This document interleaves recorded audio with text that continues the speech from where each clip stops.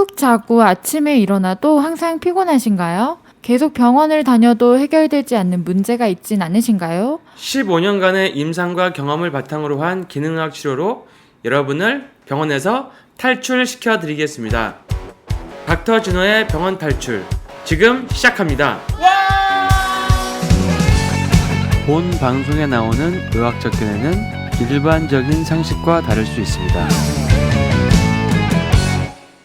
안녕하세요. 반갑습니다. 닥터 진호의 병원 탈출 진행을 맡고 있는 의사 이진호입니다. 네, 안녕하세요. 저는 물리치료사 박상구입니다. 네, 안녕하세요. 물리치료사 심재근입니다. 예, 오늘은 남탕입니다. 죄송합니다. 네. 네, 남탕 좋습니다. 그래서 오늘의 주제는요. 이 씻으려고 몸을 숙이면 허리가 아파요. 왜 아픈 걸까요? 이런 질문을 해주셔서 오늘 이거에 대해서 한번 다뤄보려고 합니다. 저도 옛날에 한때 씻으려고 이렇게 허리를 숙이면 막 허리가 아픈 적이 있었어요. 상당히 많죠. 그래서 허리를 꼿꼿이 세우고 세수를 한 적도 있었고 그걸 하면서 그 독립운동 시절에 뭐 누구 뭐 열사께서 네. 내가 절대로 허리를 숙이지 않고 세수를 하겠다. 비지 않겠다. 뭐 그런 얘기도 생각이 나고 네. 나도 평생 그렇게 살아야 되는 것인가. 그래서 요즘엔 이제 해결이 됐거든요. 그리고 요즘에 하여튼 병원에 오시는 분들이 허리 아픈 분이 굉장히 많죠. 그렇죠. 굉장히 많아요. 네. 왜 이렇게 허리가 아픈 사람이 많아지는지 굉장히 많아요. 이게 요통이 왜 생기고 요통은 뭔지 한번 간략하게 한번 설명해 주셨으면 좋겠습니다. 일단은 요통은 말 그대로 허리가 아픈 거, 허리에 통증이 있으신 분들을 얘기를 하는데 요통을 분류를 하는 방법이 여러 가지가 있어요. 근데 오늘 제가 좀 이야기 드리고 싶은 거는 특발성과 비특발성이라는 내용들입니다. 그래서 특발성은 일단 디스크나 협착, 어떤 척추 분리증 같이 우리가 알고 있는 좀 심각한 질환을 좀 떠올리시면 될 것 같아요. 그리고 그런 질환들은 보통 구조적으로 막 확실하게 틀어져 있거나 뭔가 삐뚤어져 있거나 뭔가 심각한 것들 뭐 이런 것들이 특발성 질환들이라고 생각을 해보시면 될 것 같아요. 뭐가 심각한 거? 네, 심각한 것들. 네, 예를 들면은 뭐 디스크는 뭐 척추 뒤로 디스크가 밀려 나오거나 뭐 터져가지고 신경을 압박하는 거를 예를 들면 되고요. 협착증은 신경이 지나가는 통로를 이제 좁아져가지고 또 마찬가지로 신경이 손상되거나 눌린다고 보시면 될 것 같아요. 그래서 뭐 수술해야 되는 경우도 상당히 척추 분리증은 척추 분리되는 건가요? 네, 말 그대로 딱 그렇게 척추 분리돼 버리고. 뭐 전방 전이증 이런 거는 앞으로 밀린 거 그렇죠. 이런 것들이죠. 근데 허리가 많이 아픈 거는 사실 요즘에 많이 앉아서 생활 많이 하고 맞아요. 그렇죠. 그렇죠. 다 사무실에서 앉아 생활하고 학생도 그렇고 회사 가도 그렇고 운동 잘 안 하고 체중은 찌고 그다음에 뭐 휴대폰 많이 하고 컴퓨터 많이 하고 이제 그러다 점점 고령화가 되고 그렇죠. 그리고 나이가 들면 들수록 이제 뼈는 약해지고 요즘에 또 인스턴트 먹으니까 골 감소증이 젊은 사람들 굉장히 많고 그렇죠. 그러면 당연히 뭐 디스크가 더 튀어나올 수밖에 없는 구조적인 구조적으로 문제들이. 네. 문제가 생길 수밖에 없죠. 네네네. 우리 몸에 이제 기둥을 잘 쓰는 게 굉장히 중요한 건데 그런 거 관리를 잘해야겠고. 네네. 그러면 비특발성 요통이라는 거는 특발이 아니면 비특발은 뭐를 뜻하는가요? 원장님 뭐 정답을 다 얘기해 주셨는데 그래요? 특발 빼고 나머지를 다 비특발이라고 그럼 합니다. 눈으로 보이는 이제 어떤 그 네. 원인이 있는 거 외에는 그냥 비특발성이라고. 뭔가 눈으로 MRI라든지 사진으로는 안 보이는데 네네. 많이 아파한다. 그렇죠. 그럼 제가 아픈 이거 허리가 예전에 좀 아팠었는데 이것도 비특발성이네요. 그렇죠. 일반적으로 왜냐면 사진 찍어도 안 나오는데 네. 만지면 아프고 왠지 이쪽 분절이 안 좋고 그러니까 내가 비특발성 요통이었었구나. 그렇죠. 비특발성 요통을 저는 이제 그 간단한 그때 도수랑 네네. 도수 치료 뭐 이렇게 움직이는 거 그거, 있죠. 그거랑 움직이는 거. 네네. 왜 허리를 안 쓰냐, 네네. 흉추를 왜 안 쓰냐, 그래서 그거 하고 네네. 그다음에 렙틴 GX에서 운동하고 스트레칭하고 이러니까 안 아파요 이제. 그렇죠. 안 아파졌어요. 4세대 치료를 받으신 거죠. 진통제 하나도 안 먹고 안 아파졌어요. 근데 네네. 다른 분들도 그렇게 치료를 해드리면 좋을 것 같다는 생각이 많이 들어요. 그래서 지금 그러니까 이 수술이 필요한 거는 사실은 굉장히 적다는 거잖아요. 그래서 뭐 비율로 좀 저희가 따져볼 수 있는데 특발성 같은 경우에는 100% 중에 한 15% 그리고 비특발성 같은 경우에 85% 정도 이제 차지한다고 해요. 그러니까 비특발성이 훨씬 많은 거네. 네, 훨씬 많고 네. 특발성이 15%인데 뭐 아까 디스크나 협착 이런 것들 무조건 또 수술하는 건 아니잖아요. 그래서 그 중에서도 약 5% 정도가 수술하는 케이스라고 합니다. 그러니까 100% 중에 한 5% 정도만 수술이 필요한 경우니까 아, 나 허리 아프다고 막 무조건 수술해야 되나 이런 걱정은 좀 안 하셔도 되지 않을까. 근데 그 네. 수술이 사실은 뭐 꼭 해야 될 경우도 있겠지만 예전에 이제 저희 아버님이 어깨가 아프셔가지고 네네. 정형외과를 갔더니 수술하라 그러셔서 아버님도 의사시니까 5군데 가신 거예요. 그랬더니 야 비수술이 3이고 수술이 2다. 3대 2로 비수술이 이겼다. 그래서 수술 안 하고 그냥 나 곡선도는 하고 한번 저 스트레칭도 하고 해보겠다 그러고 이제 좋아지셨어요. 그러니까 이게 근데 한 병원에 딱 가는데 수술하라 그러면 또 환자들은 아 수술해야 되나 보다 하고 수술할 수도 있는 거잖아요. 위험하죠. 근데 보면은 수술한 분들이 네. 그 수술한 부위 이렇게 박아놓는데 위에 아래 척추가 또 나중되면 아프더라고 보니까. 맞습니다. 이게 고정이 돼서 못을 박아놔서 네. 예를 들어서 뭐 2, 3이 고정시켰다 그러면 1이랑 그 4번 밑에가 또 약해지고 아파지더라고. 예후가 안 좋죠. 그래서 이게 제일 좋은 거는 그냥 살찐 사람은 살 빼고 그다음에 이 4세대 기능학을 통해서 기능학적 도수치를 통해서 완전히 건강하게 생활 습관을 바꾸는 게 제일 좋은 것 같은데 그러니까 너무 수술 얘기가 나온다고 겁먹지 마시고 병원도 좀 더 다녀보시는 게 나을 것 같고 그다음에 수술은 언제든지 할 수 있는 거니까 뭐 수술이야 쉬운 거죠. 그냥 뭐 누워서 있으면 그냥 수술하겠다고 가면 그냥 수술할 수 있는 거니까 정말 쉬운 방법이기도 하고 제일 쉬운 거예요. 그거는 네. 제일 쉬운 거니까 네네. 가장 패시브한 방법이니까 내가 액티브하게 뭔가 좀 좋아질 수 있는 방법이 있는지를 좀 상의해보고 알아보고 근데 이제 기능학 병원 중에서 기능학적 도수 치료를 하는 병원들이 있어요. 우리가 아는 일반 공장식 도수 말고 3세대 도수 말고 그쵸. 그 4세대 도수 치료를 하면서 생활 습관이 바뀌면은 수술을 진짜 안 할 수도 있을 수도 있죠. 제가 지금도 방금 그런 환자분을 보고 오셨거든요. 네네. 지금 완전히 좋아져 버리셨어요. 회사에 사표 쓰셨다가 네네. 다시 나갈 수 있다고 다시 이제 오. 이제 완전히 허리 안 아프시다고. 뭐 저탄고지하고 체중이 한 8제로 시작하다가 이제 6제로 시작하시거든요. 거의 그러면 20kg. 20kg. 거의 20kg는 아니고 거의 한 15kg 가까이 빼시고 어쨌든 많이 빼신 거죠. 혈압 떨어지지, 당 떨어지지, 허리 안 아프지, 거기다가 기능학적 도수 치료 받으셨지, 골 밀도 약간 약한 거는 지금 정상화로 가고 있지. 그것도 되게 칼슘만 먹으면 다 좋아지시고 있네요. 다. 그러니까 뭐 얼굴이 완전 다른 분이 되셨어요.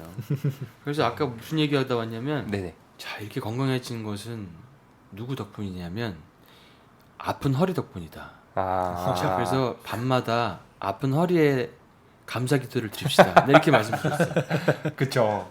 정신 차리게 해주고. 허리가 안 아팠으면 네. 몰랐을 살도 테니까. 못 뺐을 것이고 골 감소증 있는 것도 몰랐을 것이고 운동도 하는 방법도 몰랐을 거고 계속 뭐가 나쁘게. 진행이 됐을 건데 그쵸. 그 계기로 해서 몸이 건강해져 버렸으니까 이 아픈 허리에 대해서 굉장히 감사 기도를 드려야 돼. 뭐 많은 분들이 좀 그렇게 아픈 걸 통해 가지고 갱생을 하시면 좋을 것 같은데. 그래서 그렇게 네. 아픈 게 계기가 돼서 몸이 더 좋아질 수가 있어요. 네. 그러면 일단 수술은 이제 하여튼 최소한으로 좀 해보고 네네. 액티브한 방법으로 스스로 이거를 해결하는 방법을 우리가 한번 가이드를 해드리는 게 좀 좋을 것 같은데 그러면 씻으려고 숙이면 허리가 아픈 사람들은 네네. 보통 그러면은 뭐 당연히 특발성도 있겠지만 비특발성이 훨씬 더 많겠네요. 대다수가 사실은 단순 요통, 뭐 비특발성 요통이라고 보시면 되고 그런 분들이 아프다 하고 오시면 뻔하게 좀 나타나는 케이스들이 있어요.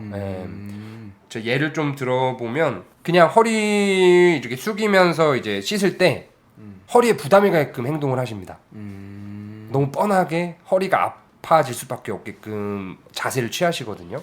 허리 아프게끔. 예. 아니면 뭐 그냥 저번에 얘기했던 것처럼 막 스트레스 받고 막 너무 막 불안해하고 심리적인 스트레스가 있으면 또 통증이 심해지잖아요. 그렇죠. 그런 것도 영향을 많이 주는데 뭐 통증 초기에는 사실은 오히려 좀 스트레스 받으면서 긴장하면서 몸 조심조심 쓰는 것도 도움은 될 수 있는데 그걸 너무 오래 가져가 버리면 오히려 더 그게 독이 되는 경우도 더 많죠 그게. 그러니까 그 보통 그러면은 오시는 분들이 거의 다 비특발성 허리 통증을 호소하시는 분들이 비특발성 그건데 자세가 안 좋다. 그렇죠. 그러면 세수를 어떻게 되는지 뭐 이런 샤워를 어떻게 되는지 그러면 어떻게 네네. 우리가 영상으로 찍어봐야 되나? 그것도 나중에 저희 준비해서 뭐 보여드리면 되게 좋을 것 같은데. 그럼 말로 한번 설명을 했을 때 네네. 이게 그러면 허리를 숙이지 말고 뭐 무슨 자세를 다른 자세를 갖춰야 되나요? 어떻게? 그러니까 허리만 써서 문제가 되는 경우가 많거든요. 그래서 허리만. 가까이 있는 고관절이나 무릎을 같이 이용해서 좀 허리의 부담을 덜어주는 방법이 제일 쉬운 것 같습니다. 고관절이랑 무릎. 네, 같이 구부려 주면 되는 거거든요. 그래서 허리를 숙인다는 건 어쨌든 허리를 구부린다는 건데 그거를 무릎과 고관절 이용해서 같이 나눠서 쓴다고 보시면 될 것 같아요. 그러면 이런 건 비슷한 거네. 우리가 스쿼트나 뭐 데드리프트 이런 거 할 때 네. 그때 무릎이랑 고관절을 써야지 그걸 안 쓰는 사람들은 허리가 엄청 아파가지고 허리가 큰일 나죠. 네. 문제 큰일 나지 진짜 말 그대로 큰일 나거든요. 그러니까 이게 세수할 때도 네. 이 무릎이 똑같네요. 이게 우리가 운동하는 거랑 네, 맞습니다. 무릎이랑 고관절이나 이런 다른 걸 같이 써줘야 된다. 근데 본인이 그걸 인식을 못 하고 있을 가능성이 많겠네요.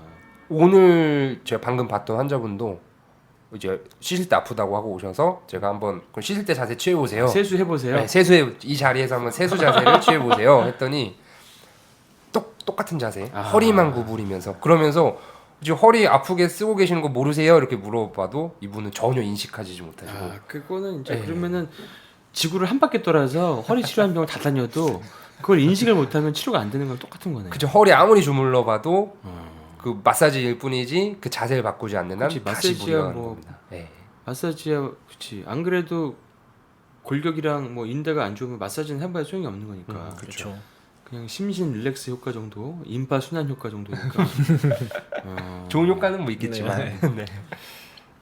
그러면 세수할 때 어떻게 고관절과 무릎을 쓰냐, 뭐 이런 걸 알려드리면 되겠네요. 그렇죠.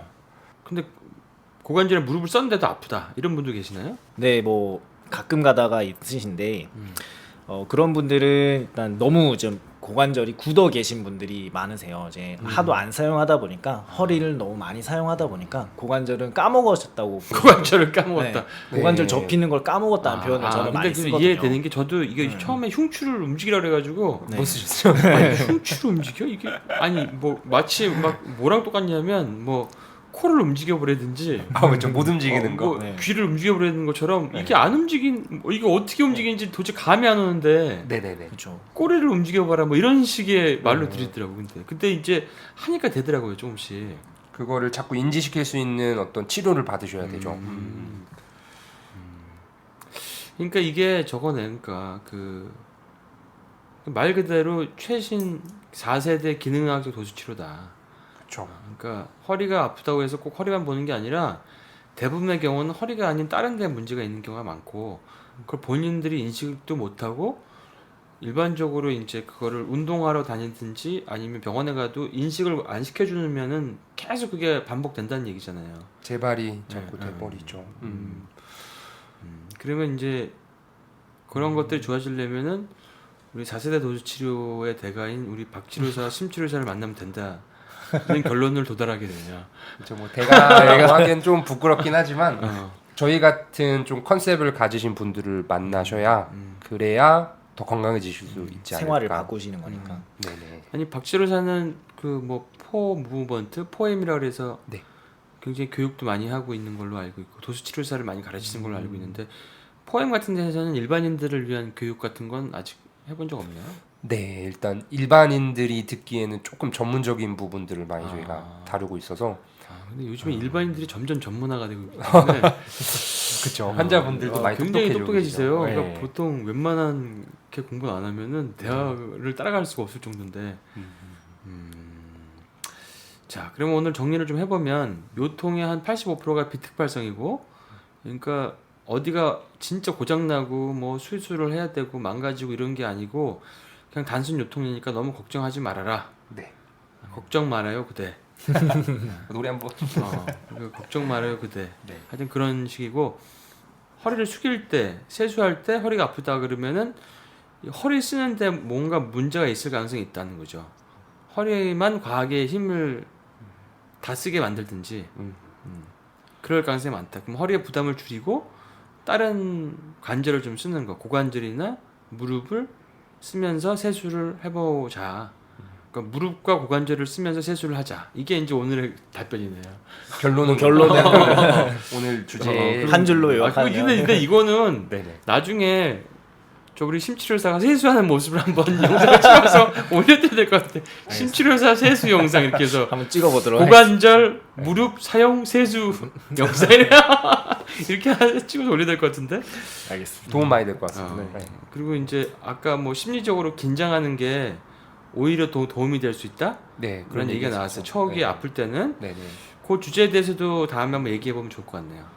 네. 심리적으로 긴장을 하면은 더 아플 것 같은데 하여튼 초기에는 긴장하는 게 도움이 된다 그러니까 네. 그걸 다음 시간에 한번 다뤄보도록 하겠습니다. 네. 네. 그러면 이제 다음에 오늘 뭐 수고 많으셨고 다음에 세수 영상 준비 부탁드릴게요. 알겠습니다. 예. 그러면은 다들 건강하세요. 네, 건강하세요. 네.